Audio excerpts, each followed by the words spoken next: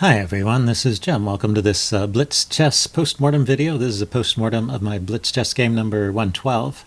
And I was white here and we got into the Ruy Lopez, so let's check it out. Got a slightly unusual line of the Ruy Lopez here. Let's turn on the speaker here.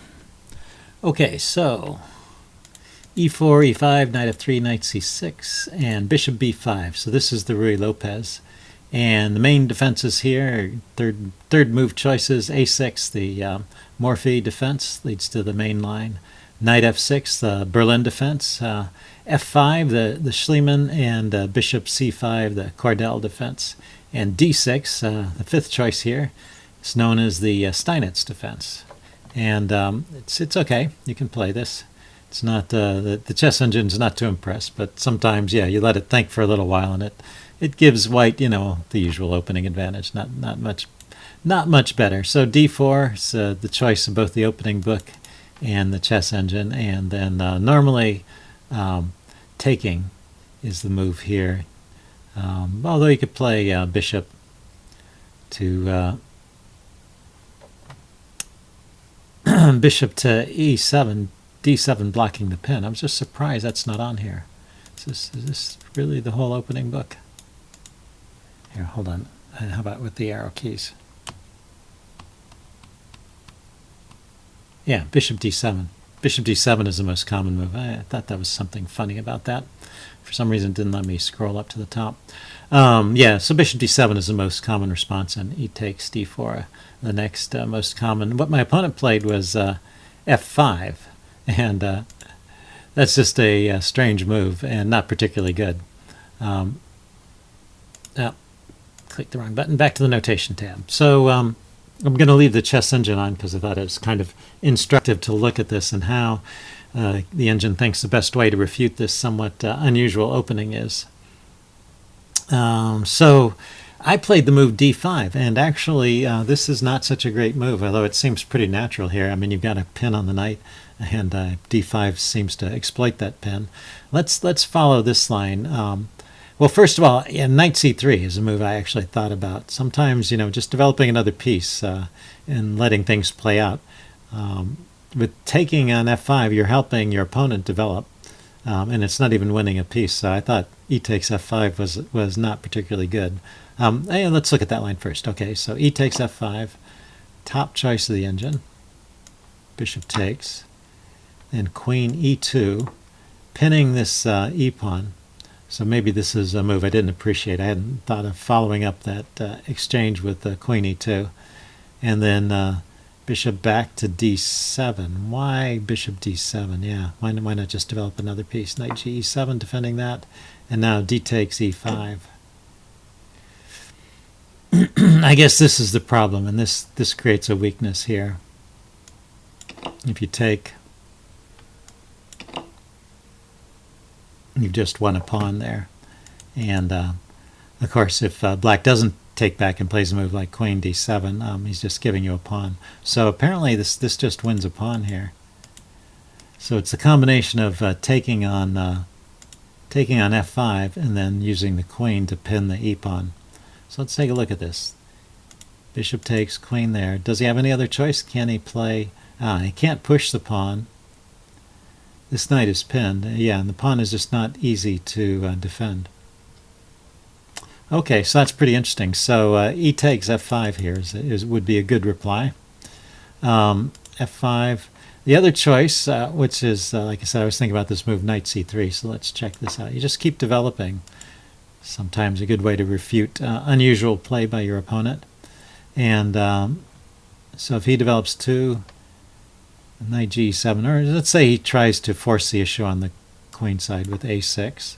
Bishop takes, b takes, that's all pretty forced. And then looks like you can take on e5, or you can bring the queen to e2, similar to the previous line. Let's take a look at this. D takes e5, f takes e4, knight takes e4. And then if he takes here, you can exchange queens, and you created all these pawn weaknesses over here on the queen side. So the engine recommends d5 So 1, 2, 3, 4, 1, 2, 3, 4. Yeah, you've got an extra pawn and a pretty healthy looking pawn setup. So so all of that would be good. So either knight c3 or e takes f5 would be good. I played d5, and suddenly the evaluation drops to back to where it was with the normal opening advantage. And then in a move or two, yes, apparently it was more accurate here to just play bishop d3, just retreating the bishop, but putting more pressure on the center. So this exchange did not favor me. And now for a lot of the rest of the opening early middle game here, black has an advantage. I thought I was doing okay. I mean, I'm a pawn up. And let's back up. What did black play to give away the advantage? So queen d7 is the move here, according to the chess engine. It's just a different way of defending that pawn. When I attacked the b pawn with my knight, he defended with c6. Not the best way. And then I play my bishop to g5. Then he plays bishop e7, and now I'm getting some sort of slight advantage here. But it stays in the range of about even for quite a few moves here. And this knight e4, yeah, after I played it, I wondered if there was something wrong with knight e4. It seemed a bit suspicious because he can take here and I have to do something. So let's check this out. If he takes, I have to take, if I take back the knight, I'm losing my bishop, so I have to take here. And then he has to take back because I'm threatening his queen, and then I can grab here. So materially I come out okay, but I'm losing this pawn. Yeah, I think that's what I saw. So he can grab, rook takes f5, or he can play c5 first. Anyway, yeah, I wasn't trying too hard to hold on to that f-pawn in any case because I thought it was kind of a goner. It was up here semi-isolated. I mean, there are other pawns, but they're further back. So it's not a true isolated pawn, but in effect it is somewhat isolated in that black can surround it and attack it. But he defended with c5 instead of exchanging on my knight, and so I took. And yeah, the chess engine does not approve of these exchanges. It does help black. As we get rid of pieces, these pawns in the center become more powerful. So I was probably just playing with a bad strategy along here. Although I thought that made my task a little bit easier. So now here, queen takes f5. Yeah, I thought he should just grab that pawn. Like I said, I wasn't worried too much about defending it. And he kept not taking it.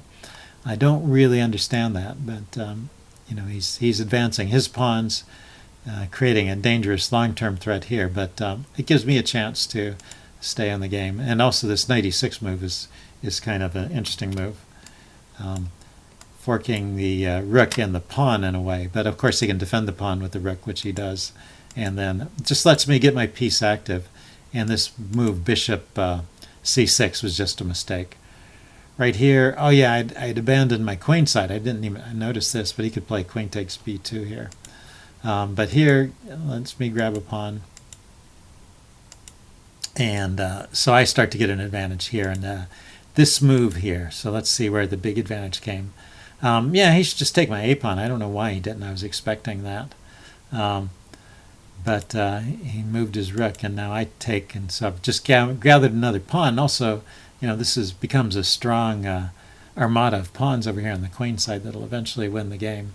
And as well as I've supported my knight on a good square here. So this is all looking good for white, and it's pretty much downhill at this point. And this was a valid tactic. Oops. Let's go back to where we were. I just wanted to,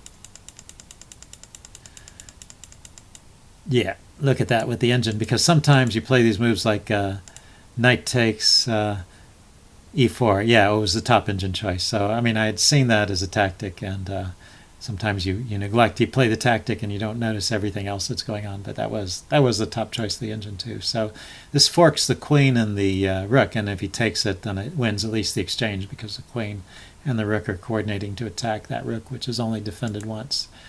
So he played the best way he could, but I'm just much better here.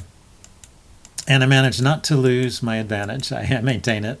Don't necessarily play it in the fastest way. It's kind of a slow plan, inching these pawns forward, but I don't give up my advantage. I keep it.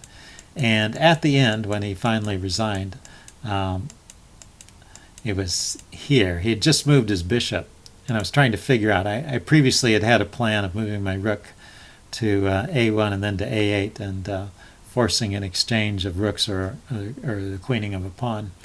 And I couldn't push ahead with these two pawns because the bishop was controlling the queening square. After here, I was still thinking during the game about this rook a1 to a8 plan, but the very simple plan of just c7 is winning here. It attacks the rook, and the c8 square is no longer defended. So rook takes c7 is no longer an option. So my opponent realized this before I did and resigned here. And that was the end of the game. Hope you guys enjoyed that. Leave any comments you have in the section below, and I'll see you again soon. Bye.